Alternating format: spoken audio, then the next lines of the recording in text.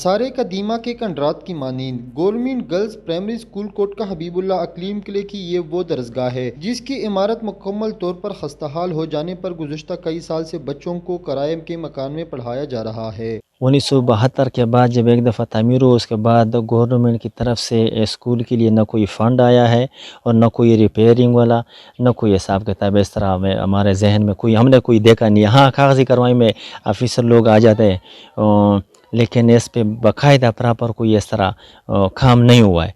School आपके सामने है, इनका ये मुकम्मल तौर पे डैमेज है। कुर्शे तक टीचिंग जका ची स्कूल डैमेज दाय मॉनिटरिंग वाला रुशी खपल ازیریو نه چکی مدای فرضیات تا یا وکی او د स्कूल یو سپورا دا غنه دای کړای چې میجو کوشش وکي چې دا جوړ شي۔ यहाँ से चंद कदम के फासले पर वाक़या गवर्नमेंट मिडिल स्कूल अकलीम खान किले की हालत भी किसी मौत के कुएं से कम नहीं। मिडिल सेक्शन चीख चीख कर हुकूमत की तवज्जो अपनी तरफ मबजूल कर रही है। मैं यहाँ का रहने वाला हूँ। ये हमारा middle school government middle school अकलीम खान कला है।